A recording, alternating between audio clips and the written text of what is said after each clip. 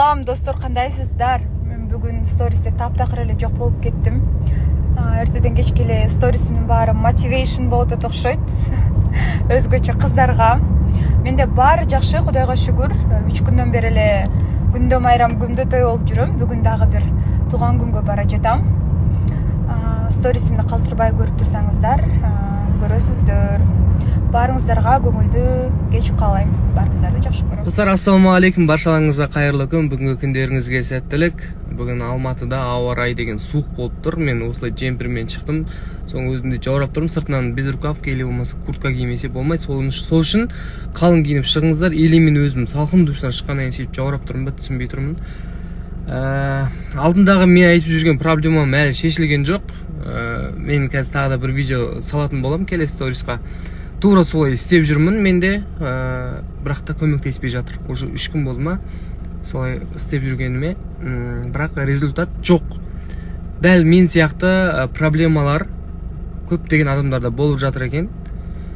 Ол кісілер бір ақ әдіспен кетіріп жатыр екен. Только врачтарға барады екен, укол салдырады екен, сөйтіп без ба сондай алып тастайды екен ғой. Түп тамырын емдейді екен да, былай айтқан кезде ше, укол арқылы, химия арқылы деген сияқты. Бірақ білмеймін, қазір. Достар, бүгін кешке бір пост салатын болам. Баршаларыңыздан қолдау күтемін. Репост, лайк және де комментарий. Обязательно репост деген ол самолетикті басастағы өздеріңіздің достарыңызға, стористарыңызға бөлісетін боласыздар. Баршаларыңыздан қолдау күтем. Бұйыртса азы қалды, кешке қарай жақсы бір рилс. Барлықтарыңызға қайырлы күн, қалайсыздар? Мен Алматыға қайттым. Алматы мен Бішкектің ортасы. Бір магазинге барып келгенмен бірдей болып қалдым ба, бірдей болып кетіп қалады. Бішкек, көп рахмет, чоң рахмат. Барлықтарыңыз жазып жатырсыздар, қош келдің деп ыстық лебіздеріңізді білдіріп жатырсыздар ғой. Көп рахмет. Енді сағындырып келеміз деп көзе. Солай, аман сен жетіп алайын. Қайырлы күн, қалайсыздар? Мә, ұйқыдан тұрғансың ғой. Кеше тойды көп ішіп қойдық, әрі ішіп қойдық па. Не, көп билеп қойдық па қошым. Ұйқылап тұрсақ дала. Қар болып жатыр ма не? Күн суып кетті. В общем, сол. Бір жерге қазір тамақ ішіп барып қайта берге. Котен? Бір жерге тамақ ішіп.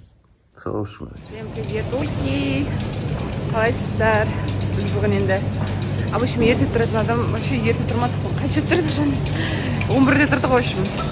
Ұйықтап, енді кеш жатқан болатынбыз. Сонымен енді қазір продукта келдік смолға. И дальше қазір неге барамыз? Тамақтануға барамыз кішерге. Қажи. Ет алды. Дала суып кеткен ғой, куртка киіп алып қайтып. Ет алды. Давай. Менің аяғым. Просто мен жүріп қалың киімдердің бәрінде жүргеніміз қалуға. Өйіншік болды деп қойды. Бірақ маған напады ұнайды. Ұнайды маған. Ет. Мясо. Алдар әзір өзі ғана жеп жүрген жетеді. Қазір мен қосылған кейін башы жетпей қалды ет деген. Қабырға ма? Қалдарыңыз қалай?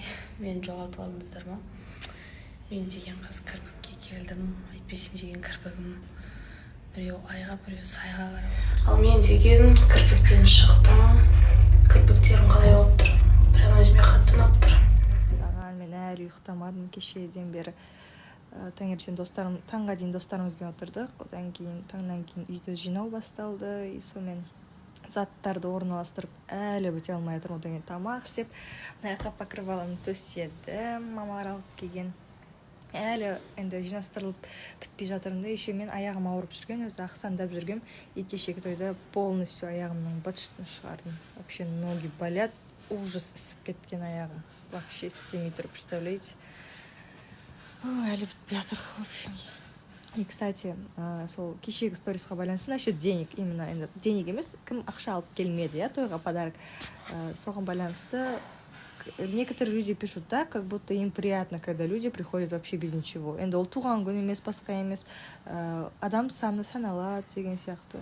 Мен сондай адам, мен барлығын есептеймін, и маған хотя бы бір 5 теңге болса да приятно. Еще тойға келмеген адамдар бар, я, мысалы, егерде маған, ладно, сол кеше кеше ғана бір ситуация болса да бұл біз келе алмаймыз деп жатса мен түсінетін едім, ешқандай реніш болмайды еді. А мне в наглую никто ничего не писал. Ал бір күн бұрын обязательно келеміз, все окей, келеміз деп айтады да мысалы. И мен ол адамдарды күтіп отырамын, как шақырғаннан кейін келгенін қалайсың ғой. Біздің жақындар бар, енді таныстар бар, келгенін қаладым. И олар, короче, келген жоқ. И мен жазған кезде ғана, ой, біз келе алмайтын болды деп. И сондай неге ертерек просто айта салмады. Или қазір айт болу, мен келе алмаймын деп. Сондай дүниелер бір бізге деген отношенияның қайтсам болады. Сыйластық. Бізге деген сыйластықтың жоқ екенін көрсетті. Осылай. Жарайды енді. Осылай болу керек болды, бірақ шүкір абыроймен тойды жақсы өткізді. Біз тәтеммен, мамаммен күшті жерге тамақтануға келдік. Қазақи осындай тамақтар. Мынау салат хан шайым деп аталады екен. Тәтем. Ас болсын, мама. Осылай тамақ ішіп отырмыз. Қазір тамағымыз келеді. Бүгін целый день идем. Целый день прям. Ешқандай өкініш жоқ. Ешқайда бармай қалдым. Неге бармай қалдым деген. Өте қуаныштымын. Мен Айжан не істеп жатыр екен деген сұрақ ойларыңызда болса, енді білесіздер. Бүгін не істегенімді, не істеп жатқанымды күшті ощущение болып отыр. Вообще тема словами не передать вообще. Может, попозже баняға барам. Бармасам, үйде болам. Давно мечтала об этом. Ассалаумағалейкум достар, қалайсыздар? Қайырлы күн бәріңізге. Біз бүгін ұйқыны қандырып, кино көрсек па деп келдік та. Кино көрмей келіп біраз болыпты. Күндеріміз сәтті өтсін. Біздің де күн сәтті өтсін. Дала суық болса да көңілдеріміз суынбасын. Достар, келді. Найбай фашмия тақтың жүн сақтыптыр.